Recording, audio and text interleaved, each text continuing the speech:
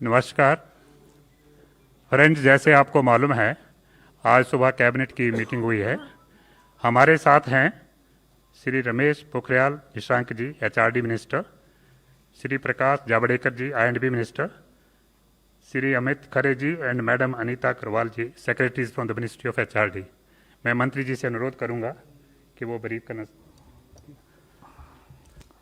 आज प्रधानमंत्री नरेंद्र मोदी जी की अध्यक्षता में मंत्रिमंडल की बैठक हुई और 21वें सदी के एक नई शिक्षा नीति को उसमें मंजूरी दी गई। यह बेहद महत्वपूर्ण है क्योंकि 34 साल से शिक्षा नीति में परिवर्तन नहीं हुआ था और इसलिए आज का ये जो परिवर्तन है और जो नई शिक्षा नीतियाँ है, मुझे विश्वास है कि पूरा समाज और सभी देशवासी इसका स्वागत करेंगे और दुनिया के शिक्षाविद भी इसको निश्चित रूप से सराहना करेंगे। So friends, as today we have Ramesh Pokhriyal ji also, but I'll request first Secretary, who will do first? Amit Khare ji, to his Secretary of Higher Education, so he'll do a presentation because बहुत सारे मुद्दे हैं और बहुत मुद्दों को ढंग से समझने के लिए एक अच्छा प्रेजेंटेशन है, सबको मिलेगा भी और प्रेस रिलीज भी डिटेल्ड है, वो भी मिलेगा।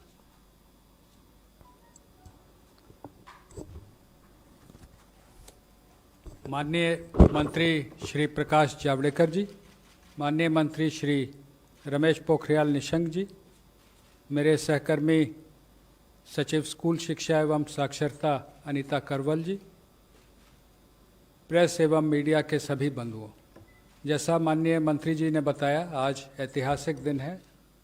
34 साल के बाद देश को एक नई शिक्षा नीति मिली है।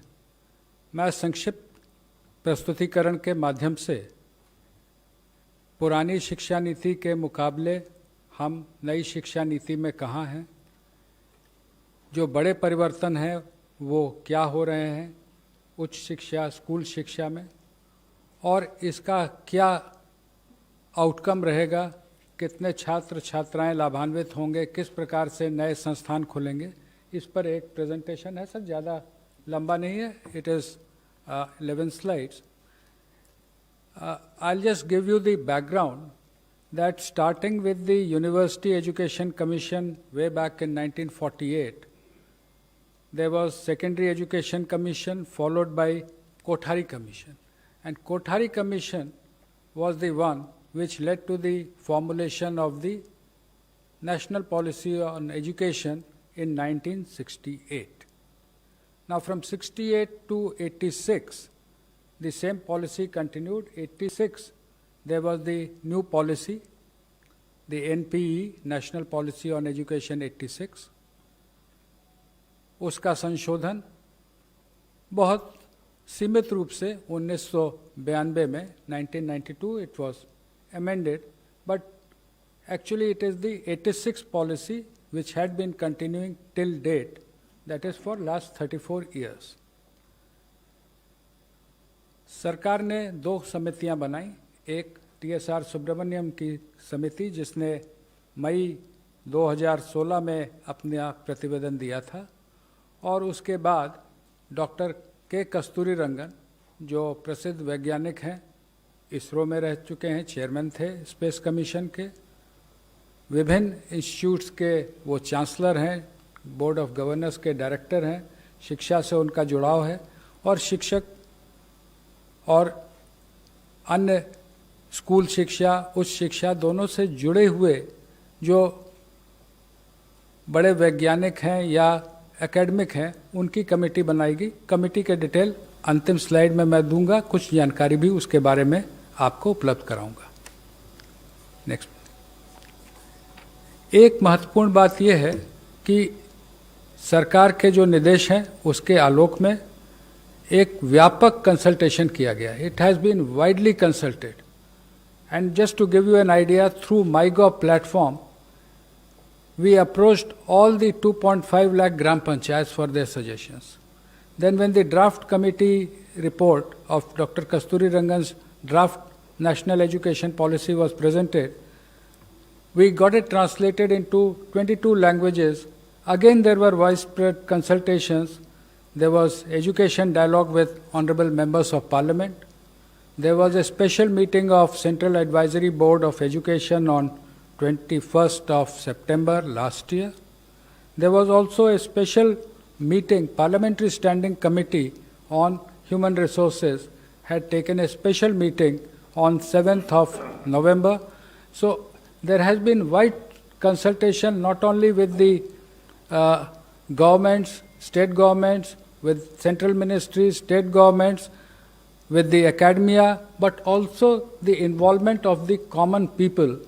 लोगों से राय ली गई कि आप अपनी शिक्षा नीति में क्या देखना चाहते हैं, और इसके आधार पे जो शिक्षा नीति और उसके बड़े रिफॉर्म्स हैं, उसमें उच्च शिक्षा में हम 2035 तक 50% GER ग्रॉस एनरोलमेंट रेशियो तक पहुंचेंगे, और उसके लिए होलिस्टिक एजुकेशन की नई व्यवस्था लाई जा रही है, जिसका सबसे बड़ा अंग है मल्टीपल एंट्री एंड एग्जिट. आज की व्यवस्था में यदि 4 साल इंजीनियरिंग पढ़ने के बाद या 6 सेमेस्टर पढ़ने के बाद किसी कारणवश मैं आगे नहीं पढ़ सकता हूं, तो मेरे पास कोई उपाय नहीं है, मैं आउट ऑफ द सिस्टम हो जाता हूं.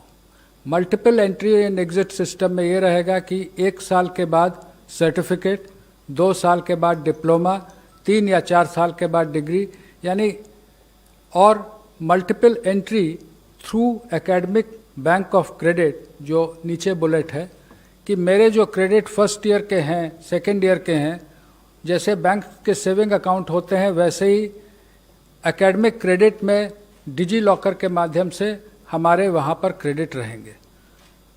सो that in the third year if I want to take a sabbatical for a year, or I want to take a break for any reason, family condition or otherwise for some time, and I return after a fixed period, within a fixed period of which will be prescribed by the new Higher Education Commission, if I come back to the education system, I will not be asked to repeat the first and second year. My credits are already there in the academic credit bank. I will utilize those credits for my further education. इसमें ये भी व्यवस्था रहेगी multiple entry और exit में कि जो लोग 4 साल का डिग्री प्रोग्राम करेंगे, जो आगे रिसर्च में जाना चाहते हैं उनके लिए अलग व्यवस्था 4 साल डिग्री प्रोग्राम, जो नौकरी में जाना चाहते हैं जैसे हम लोग यहाँ पर हैं, तो हम लोग 3 साल के डिग्री प्रोग्राम यथावत पूर्व की भांति रहेंगे, लेकिन 4 year degree program with 1 year MA and direct no MPhil, they can go to PhD. एक और व्यवस्था जो इसमें की गई है वो ये है कि ये सारे प्रोग्राम जो होंगे ये मल्टी डिसिप्लिनरी होंगे. आज की जो व्यवस्था है, जब मैंने शिक्षा ग्रहण की थी महोदय, कि फिजिक्स ऑनर्स के साथ केमिस्ट्री, मैथमेटिक्स या जूलॉजी, बॉटनी लिया जा सकता है, उसके साथ फैशन डिज़ाइनिंग नहीं ली जा सकती थी. मल्टीपल डिसिप्लिनरी एजुकेशन की जो हम लोग बात कर रहे हैं, उसमें मेजर और माइनर की व्यवस्था होगी. जो मेजर प्रोग्राम जो डिसिप्लिन का है, उसके अलावा माइनर प्रोग्राम भी लिए जा सकते हैं. इसका फ़ायदा ये होगा, 2 फायदे इस पूरे सिस्टम के, कि आर्थिक या अन्य कारण से जो लोग ड्रॉप आउट हो जाते हैं वो वापस सिस्टम में आ सकते हैं बिना अपना समय गंवाए हुए. दूसरा कि जो अलग अलग विषयों में रुचि रखते हैं, बहुत से फिजिसिस्ट होते हैं जो कि म्यूज़िक में रुचि रखते हैं, लेकिन उसके लिए फॉर्मल उनको कोई व्यवस्था नहीं रहती है. नई व्यवस्था में मेजर और माइनर्स के माध्यम से ये व्यवस्था रहेगी कि व्यक्ति मल्टी डिसिप्लिनरी वेल राउंडेड अपने इंटरेस्ट के हिसाब से इंजीनियरिंग और म्यूज़िक अगर सीखना चाहता है, अगर वहाँ संस्थानों को मल्टीडिसिप्लिनरी बनाया जाएगा, यूनिवर्सिटीज़ को मल्टीडिसिप्लिनरी बनाया जाएगा, वहाँ वो शिक्षा ले सकता है. Next please. Graded autonomy of autonomous colleges, ये आप में से प्रायः बहुत लोग अवगत होंगे कि हमारे देश में लगभग 45,000 कॉलेजेस हैं जिनको हम संबद्धता प्राप्त एफिलिएटेड कॉलेजेस कहते हैं। किसी किसी विश्वविद्यालय में तो इनकी संख्या 800 तक पहुंच गई, जिसके कारण न केवल गुणवत्ता में गिरावट आती है बल्कि विश्वविद्यालय परीक्षा केंद्र ही बने रहते हैं, लगातार वहाँ परीक्षा चलती रहती है। ग्रेडेड ऑटोनॉमी की व्यवस्था ये होगी कि उनके एक्रेडिटेशन स्टेटस के आधार पर A+, A, B, उनको अलग अलग एडमिनिस्ट्रेटिव और एकेडमिक ऑटोनॉमी और फाइनेंशियल ऑटोनॉमी कॉलेजेस को दी जाएगी।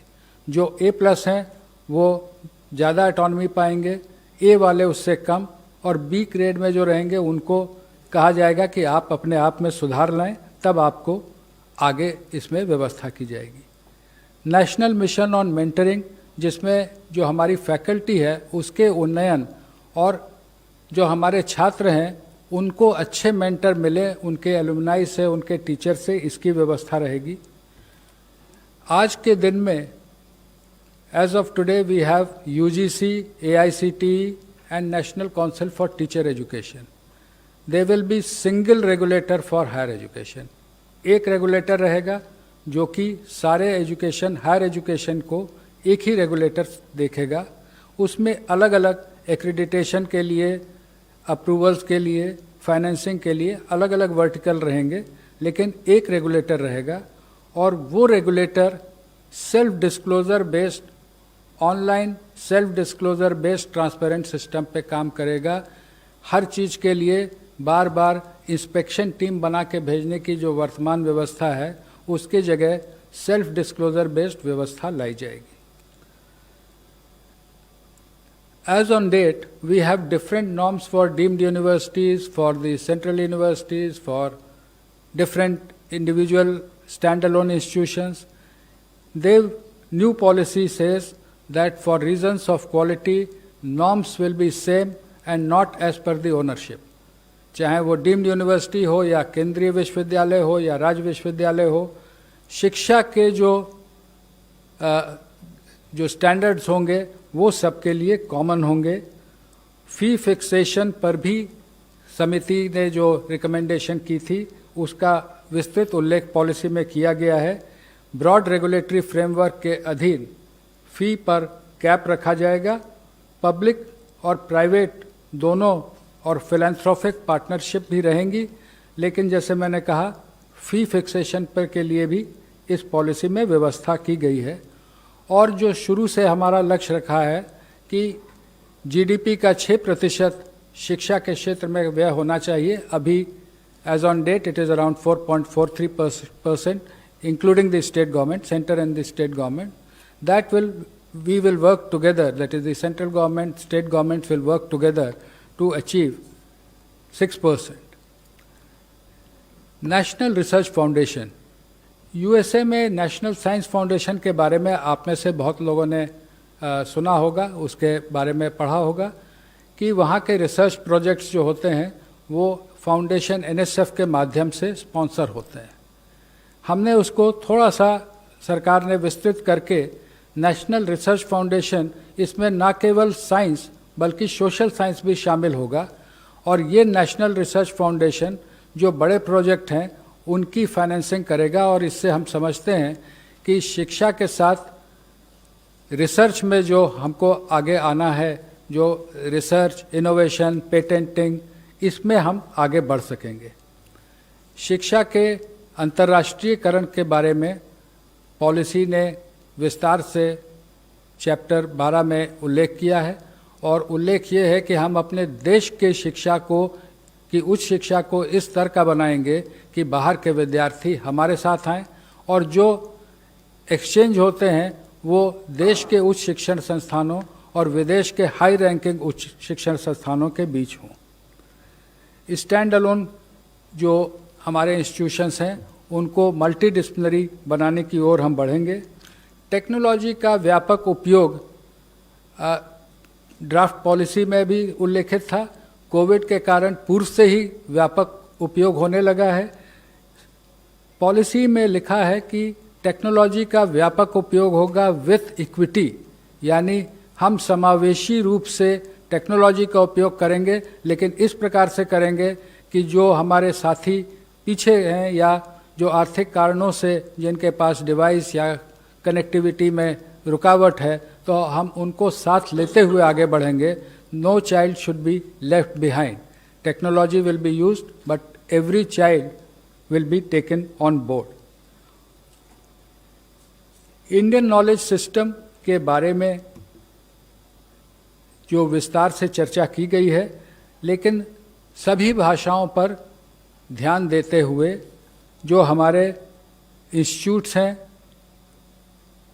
लैंग्वेज फैकल्टी के रिसर्च जो लैंग्वेज पे होता है, जो क्लासिकल इंस्टीट्यूट हैं जैसे क्लासिकल तमिल, क्लासिकल तेलुगु, कन्नड़, और जो CIL मैसूर है जिसमें और इंडियन लैंग्वेजेस हैं, उन सब पे ये जोर दिया जाएगा कि जो साइंटिफिक और लिटरेचर है जो अलग अलग भाषाओं का है उसको हम लोग आगे लाएं, और ट्रेडिशनल आर्ट्स, जो आर्ट्स यानी कि उसमें क्राफ्ट भी सम्मिलित हैं, लोक विद्या जिसको हम कह सकते हैं, जो पीछे कई बार हम लोग मॉडर्नाइज होने के लिए आगे बढ़ते हैं लेकिन जो हमारे लोक विद्याएं छूट जाती हैं उनको भी हम आगे ले जाएंगे।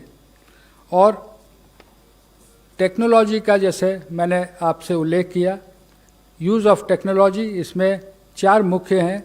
शिक्षा की जो योजना बनेगी, education planning, teaching, learning and assessment, जो समस्याएं आज देखने को आ रही हैं विशेषकर असेसमेंट में, एग्ज़ाम्स के बारे में, टीचिंग, लर्निंग एंड असेसमेंट में हम टेक्नोलॉजी का इस प्रकार उपयोग करेंगे कि semester wise, mid semester wise ये टेक्नोलॉजी के उपयोग से 360 डिग्री असेसमेंट होगा। उसका उल्लेख जब स्कूल में आएंगे तो आप हमारे सहकर्मी करेंगी।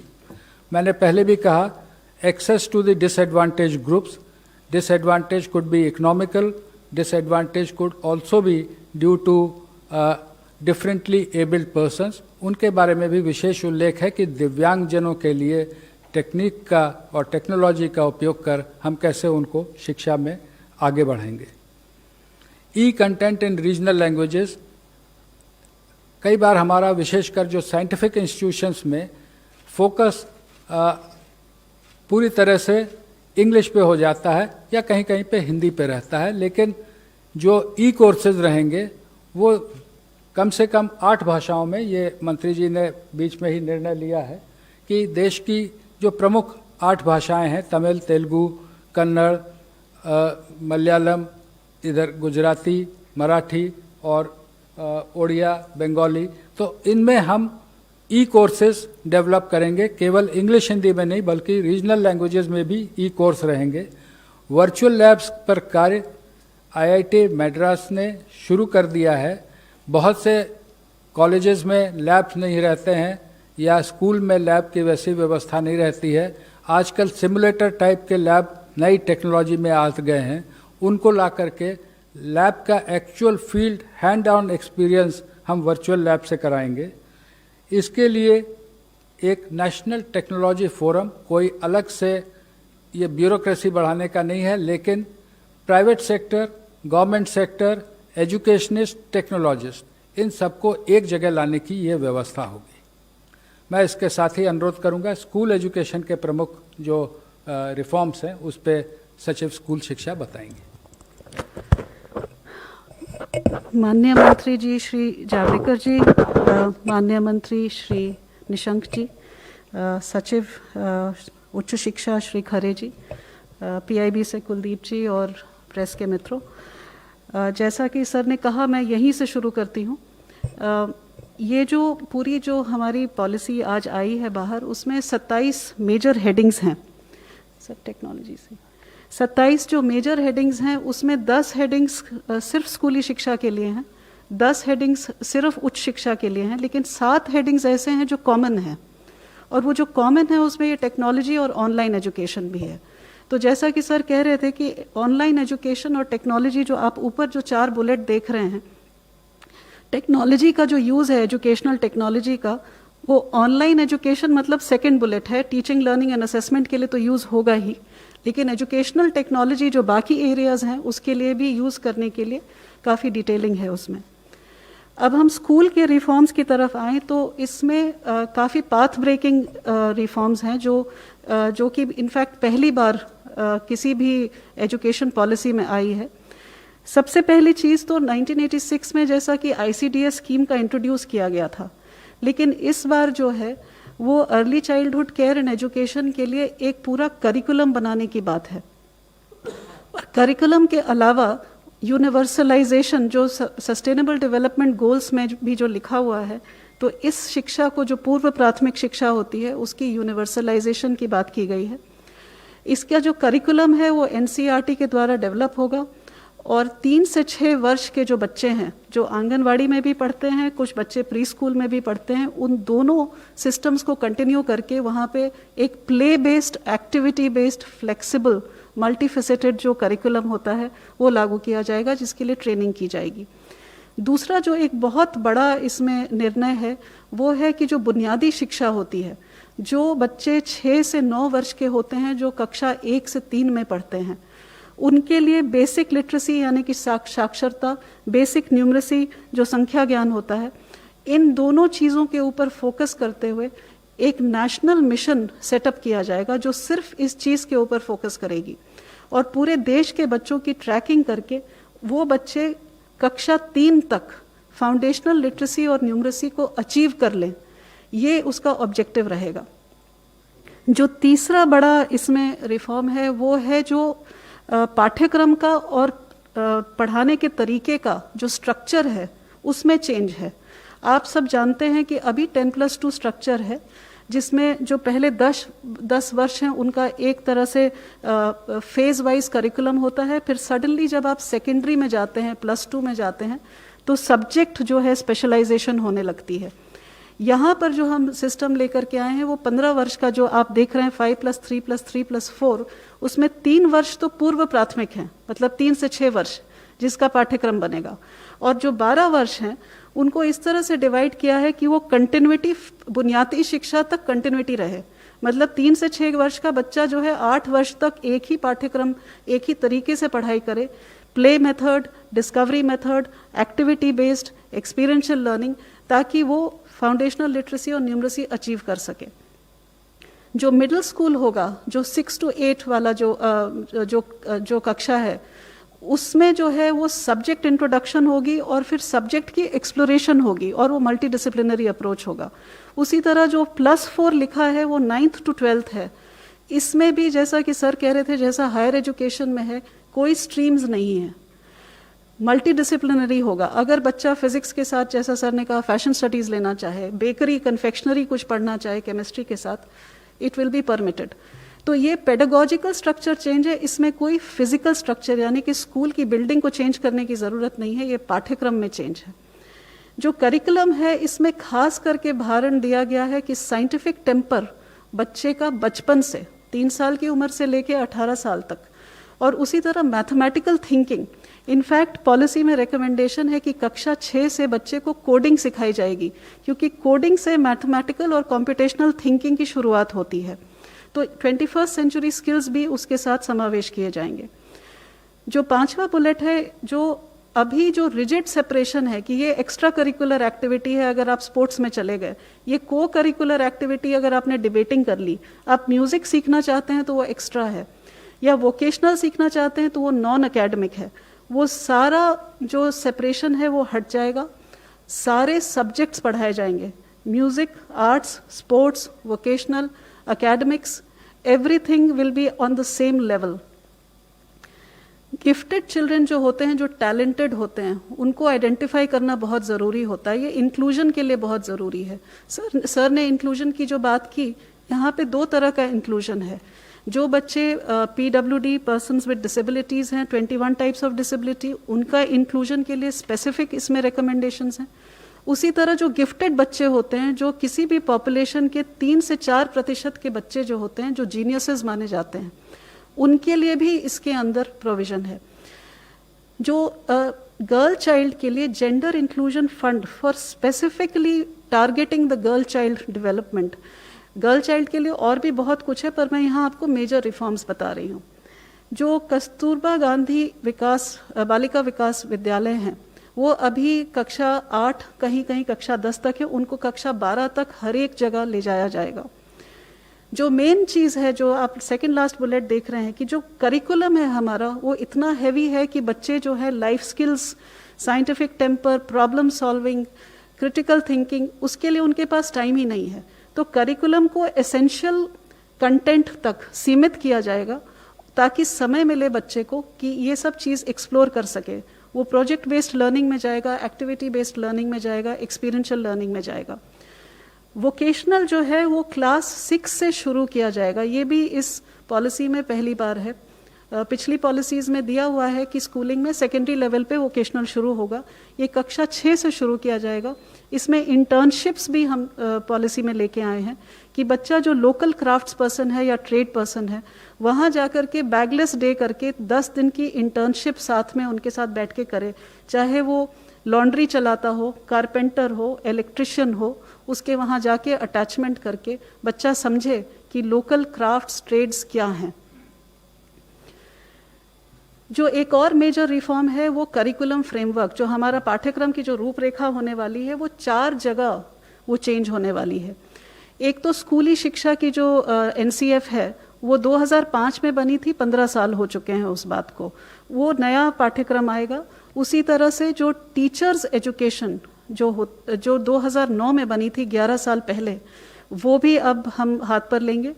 जो अर्ली चाइल्डहुड एजुकेशन की मैंने आपसे जो बात करी कि वो भी जो है अब की बार पहली बार इस तरह से बनेगा कि 0 से 3 वर्ष का सब फ्रेमवर्क बनेगा, जिसमें पेरेंट्स को बताया जाएगा कि आप घर पे क्या कर सकते हैं, और 3 से 6 वर्ष का आंगनवाड़ी के अंदर या प्री स्कूल में अगर बच्चा है तो उसके लिए बताया जाएगा। बोर्ड एग्ज़ाम, इसके ऊपर काफ़ी विस्तृत में पॉलिसी में लिखा हुआ है। बोर्ड एग्ज़ाम जो है उसका महत्व जो है उसको कम करने के लिए बहुत सारे तरीके बताए गए हैं। फर्स्ट ऑफ ऑल ये कहा गया है कि मॉड्यूलर एग्ज़ाम्स हो सकते हैं, साल में 1 बार होना ज़रूरी नहीं है, 2 बार हो सकते हैं। बोर्ड एग्ज़ाम्स के लिए हर सब्जेक्ट को, मैथमेटिक्स से शुरू करते हुए हर सब्जेक्ट को 2 लेवल पे ऑफ़र किया जा सकता है।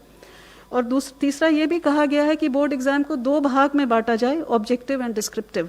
इस तरह से काफ़ी सारे इसके अंदर पॉलिसी में चीज़ें लाई गई हैं बोर्ड एग्ज़ाम्स के लिए। और ये भी कहा गया है कि बोर्ड एग्ज़ाम सिर्फ नॉलेज के एप्लीकेशन को टेस्ट करे, रोट लर्निंग को नहीं, जो आप रट करके जाते हैं उसको नहीं, लेकिन वहाँ जा कर के जो रोज़मर्रा की ज़िंदगी में आपके नॉलेज को अप्लाई करने की बात है उसको टेस्ट किया जाए।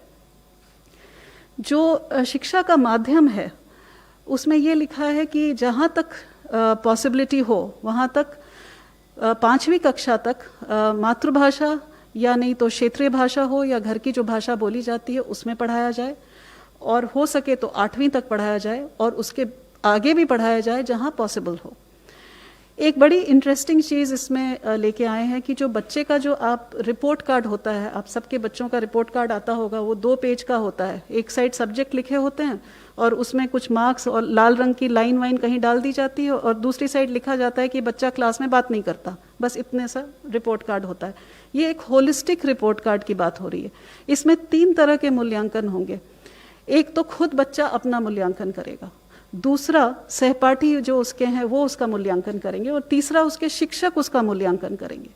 और ये जो रिपोर्ट कार्ड है इसमें हर साल इस बच्चे को कौन सी लाइफ स्किल इस बच्चे में समावेश होनी चाहिए वो लिखा होगा, पेरेंट्स के साथ चर्चा होगी, और वो हर लाइफ स्किल के ऊपर चर्चा करता हुआ रिपोर्ट कार्ड बनेगा, जो हम लोग आर्टिफिशियल इंटेलिजेंस पे बेस करके जब बच्चा 12वीं कक्षा में निकलेगा तो उसके पास अपने पिछले 15 साल का पूरा एक, जिसको कहते हैं कच्चा चिट्ठा होगा, जिसमें लिखा होगा कि वो कौन कौन सी स्किल्स उसने इम्बाइब करी हैं। हर एक बच्चे का, चूंकि हम बुनियादी शिक्षा के ऊपर बहुत जोर देने वाले हैं, तो ऐसे हर एक बच्चे का लर्निंग आउटकम्स हमको ट्रैक करना पड़ेगा कि उस बच्चे ने बुनियादी शिक्षा, लिटरेसी और न्यूमरेसी उसको अचीव की है या नहीं, तो वो उसकी बात की गई है। एक नेशनल असेसमेंट सेंटर जिसका नाम परख रखा गया है, परख stands for performance analysis review performance assessment, review and analysis of knowledge for holistic development. बच्चे को परखने के लिए क्या करना चाहिए, ये जो सेंटर है, जो हमारे देश में करीब अभी 60 रिकग्नाइज्ड स्कूल बोर्ड्स हैं, उनके लिए स्टैंडर्ड्स, नॉर्म्स, गाइडेंस, ये पहली बार हो रहा है, ये किसी शिक्षा नीति में पहले कभी नहीं आया है। ये गाइडलाइंस देंगे ताकि जो हर एक स्कूल बोर्ड है, एक बेंचमार्क जो सेट किया जा रहा है वहां तक पहुंच सके। एनटीए जो है, नेशनल टेस्टिंग एजेंसी, वो हर एक यूनिवर्सिटी और कॉलेज को ऑफर करेगी एक एंट्रेंस एग्जामिनेशन, ताकि जो बच्चे हैं एक कॉमन एग्जामिनेशन से कॉलेज और यूनिवर्सिटी में एडमिशन ले सकें। ये मैंडेटरी नहीं है, ये ऑफर होगा एनटीए की तरफ से। टीचर्स के लिए एक नेशनल प्रोफेशनल स्टैंडर्ड तैयार किया जाएगा, जिससे टीचर की रोल एक्सपेक्टेशन क्या है और टीचर को किस बेंचमार्क पे पहुंचना है, उसके बारे में एक स्टैंडर्ड तैयार किया जाएगा। ये एनसीईआरटी और एनसीटीई मिलकर तैयार करेंगे और ये पूरे देश में लागू होगा। बुक्स की प्रमोशन के लिए, बुक ये पढ़ना कितना ज़रूरी है, इसके ऊपर हम लोग बहुत ज़ोर दे रहे हैं, क्योंकि बच्चा अगर पढ़ नहीं पाता है तीसरी कक्षा तक, तो वो आगे उसका पढ़ाई जो है उसकी बहुत सीमित हो जाती है। तो books, reading and promotion policy, उसी तरह डिजिटल लाइब्रेरीज के ऊपर जोर रहेगा। सर ने जैसा बताया, स्कूल्स में भी एक ट्रांसपेरेंट ऑनलाइन सिस्टम होगा सेल्फ डिस्क्लोजर का स्कूलों का, for public oversight and accountability. अब इसके आउटकम्स क्या होंगे? पहली चीज़ तो मैंने जैसे कि कहा कि पूर्व प्राथमिक शिक्षा से लेकर के सेकेंडरी स्कूलिंग का यूनिवर्सलाइजेशन 2030 तक करने की बात है, क्योंकि सस्टेनेबल डेवलपमेंट गोल से ये पॉलिसी अलाइंड है। दूसरी चीज़ की जो बुनियादी शिक्षा है, हर बच्चा जो कक्षा 3 में पहुंचेगा उसकी बुनियादी शिक्षा अचीवमेंट हो, वो 2025 मतलब 6 साल के अंदर करने की बात है। 100% GER सेकेंडरी लेवल की 2030 तक। जो हमारे बच्चे आउट ऑफ स्कूल हैं, वो हर एक बच्चे को हमें वापस लाना है। जो टीचर्स हैं उनको, जो अब नए तरीके से असेसमेंट होने वाला है, मूल्यांकन का तरीका बदलने वाला है, उसके लिए उनकी तैयारी 2023 तक करके उसको हमें लागू कर देना है। जो इंक्लूजन के लिए सर ने ऑलरेडी बात कर ली है कि हमको सारे बच्चों को, हर तरह के बच्चों को, किसी भी बैकग्राउंड से हो, किसी कम्युनिटी से हो, किसी कास्ट से हो, किसी रिमोट एरिया से हो, हर तरीके के बच्चों को समावेश करने के लिए स्पेशल पॉलिसी एस्पेक्ट्स हैं, वो 2030 तक सब पूरे किए जाएंगे। बोर्ड एग्जाम्स का मैंने आपको बता ही दिया है। हर बच्चे का इसमें ये लिखा है कि जब वो स्कूल से निकलेगा तो एक स्किल, एक वोकेशनल स्किल उसको वो हासिल करके निकलेगा। ये भी इसमें पॉलिसी में लिखा है। और जो कॉमन जो स्टैंडर्ड्स बन रहे हैं जो सेल्फ डिस्क्लोजर के, वो पब्लिक स्कूल्स और प्राइवेट स्कूल्स के लिए कॉमन रहेंगे, दोनों को एक ही स्टैंडर्ड में पहुंचने का है। तो ये स्कूल का इतना ही था। अभी सर आपको इसके बारे में बताएंगे। धन्यवाद अनीता जी। We have presented before you in a span of say half an hour the major highlights of the policy. We would again state that it is aimed at bringing transformational change, not incremental change, but transformational change in both higher education sector and the school education. The new system in school will be 5+3+3+4 in place of 10+2.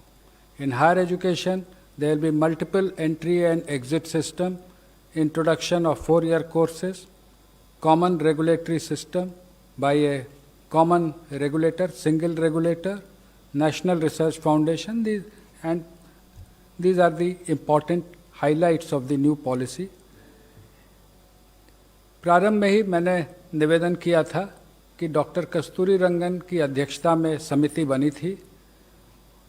इस अवसर पर मंत्रालय, sir आपकी अनुमति से मंत्रालय की ओर से उनका और सभी मेंबर्स का मैं आभार व्यक्त करना चाहूँगा और एक जानकारी अपने मीडिया बंधुओं को देना चाहूँगा कि डॉक्टर कस्तूरी रंगन से मेरी बात हुई है और उन्होंने कहा है कि अगर मीडिया के कोई बंधु उनसे, इसीलिए उनके कॉन्टैक्ट डिटेल दिए गए हैं। If any one of you wish to contact him, he will be available. He is in Bangalore. He will be available for any queries. Thank you, sir. सभी को धन्यवाद। और नेक्स्ट सर, जैसे multilingualism मैंने कहा जी, सभी भाषाओं में आप सभी को धन्यवाद। सबको धन्यवाद है। आप पोखरियाल जी, आप समापन करेंगे।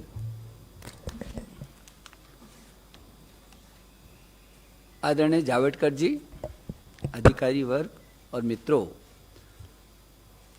आज हिंदुस्तान के इतिहास में एक ऐसा अवसर आया है जब इस देश के यशस्वी प्रधानमंत्री नरेंद्र मोदी जी के अध्यक्षता में इस देश की ऐसी शिक्षा नीति जो 1986 के बाद जो स्कूली शिक्षा और उच्च शिक्षा में उसकी परिवर्तनकारी सुधारों के लिए एक महत्वपूर्ण रास्ता प्रशस्त करेगा। और जो हमारे देश के प्रधानमंत्री ने एक नए भारत के निर्माण की बात की है, जो स्वच्छ भारत होगा, स्वस्थ भारत होगा, सशक्त भारत होगा, समृद्ध भारत होगा, श्रेष्ठ भारत होगा, एक भारत होगा, उस नए भारत के निर्माण में ये नई शिक्षा नीति 2020 मील का पत्थर साबित होगी। जैसे कि हमारे सचिव स्कूली शिक्षा और सचिव उच्च शिक्षा ने विस्तार पूर्वक सभी बातों को सूत्र रूप में रखा है, और हमारे बड़े भाई आदरणीय जावड़ेकर जी जो इस मंत्रालय में और इस शिक्षा नीति से तब से लेकर लगातार जुड़े रहे हैं, जिनके समय में, जिनके मार्गदर्शन में ये काफ़ी आगे बढ़ी। और मैं ये समझता हूँ कि पूरी दुनिया में शायद इससे बड़ा परामर्श, विचार विमर्श कभी नहीं हुआ होगा। इतना बड़ा नवाचार ये दुनिया के लिए एक उदाहरण है, जब किसी नीति पर देश के कोने कोने से, अभिभावकों से, छात्रों से, अध्यापकों से, विशेषज्ञों से, शिक्षाविदों से, राजनीतिज्ञों से, जनप्रतिनिधियों से और यहाँ तक कि 1,25,000 ग्राम समितियों से विचार विमर्श किया गया हो, जहाँ सभी सरकारों के साथ भी परामर्श किया गया हो, शिक्षा मंत्रियों से, देश के शिक्षा मंत्रियों से समय समय पर लगातार विचार विमर्श किया गया हो, देश के सभी राज्यों के शिक्षा विभागों के साथ परामर्श किया गया हो, जनप्रतिनिधियों के साथ लगातार बात की गई हो, और राज्यसभा और लोकसभा के सांसदों के साथ प्रदेश वाइज लगातार सुबह से शाम तक इन नीतियों पर, इनके एक एक विषय पर परामर्श और चर्चा की गई हो। संभवतः देश के इतिहास में ये पहली बार ऐसा हो रहा होगा। और इन लंबे रास्तों से होकर के, गुजर करके, क्योंकि ये देश की शिक्षा नीति बन रही है, शिक्षा किसी भी व्यक्ति, परिवार, समाज और राष्ट्र की आधारशिला होती है, और इसलिए व्यापक परामर्श और सब लोगों की चर्चाओं के बाद, और जब हमने इसको पब्लिक डोमेन में डाला था उसके बाद भी 2,25,000 के करीब सुझाव आए। उन सुझावों में भी हमने उच्च शिक्षा और स्कूली शिक्षा 2 अलग सचिवालय बनाए, 15-15, 20-20 टीमें विशेषज्ञों की बनाई, व्यापक उनका विश्लेषण किया, और उस सब के बाद इसको एक शिक्षा नीति के इस निचोड़ पर ला करके आज माननीय प्रधानमंत्री जी की अध्यक्षता में हुई जो कैबिनेट है, उसने इस पर अपनी अंतिम सहमति दी है। मैं मानव संसाधन विकास मंत्रालय, जो अब शिक्षा मंत्रालय के नाम से जाना जाएगा, उस मंत्रालय की ओर से मैं अपने देश के यशस्वी प्रधानमंत्री जी का आभार प्रकट करना चाहता हूँ, पूरी कैबिनेट का आभार प्रकट करना चाहता हूँ, और मैं देश के लगभग 1,000 से भी अधिक विश्वविद्यालय, 45,000 से भी अधिक डिग्री कॉलेज, 15 लाख से भी अधिक स्कूल, 1,09,00,000 से भी अधिक अध्यापक, और कुल अमेरिका की जितनी आबादी नहीं है उससे भी अधिक 33 करोड़ से भी अधिक छात्र और छात्राओं को आज के इस ऐतिहासिक दिन पर बधाई देना चाहता हूँ, शुभकामना देना चाहता हूँ। मुझे भरोसा है कि जो ये हमारी शिक्षा नीति है, ज्ञान, विज्ञान, अनुसंधान, नवाचार, प्रौद्योगिकी से युक्त, संस्कार क्षम, मूल्य परक, हर क्षेत्र में हर परिस्थिति का मुकाबला करने वाली, पूरी दुनिया के लिए भारत में ज्ञान की महाशक्ति के रूप में उभर करके आएगी। जब पूरी दुनिया का सबसे बड़ा गंतव्य, शिक्षा का गंतव्य हिंदुस्तान होगा। मैं एक बार फिर आप सबको भी शुभकामना देना चाहता हूं। और आज तो ये नीति में मुख्य क्या क्या बिंदु हैं, इन बिंदुओं की चर्चा की, लेकिन कभी भी आपको चर्चा करनी हो तो मैं समझता हूं कि उसके लिए हमेशा चर्चा के लिए समय है। और इस पे इतनी व्यापक चर्चा हुई है, लेकिन इस नीति को नीचे तक ले जाने के लिए आपकी भी सहयोग की हमको ज़रूरत पड़ेगी। एक बार प्रकाश भाई को भी मैं बहुत धन्यवाद देना चाहता हूँ। बहुत बहुत धन्यवाद। आज today this is a historic decision which has been explained by both the secretaries and the minister concerned, and I think we are giving along with it a detailed note in which all the features of new education policy are mentioned.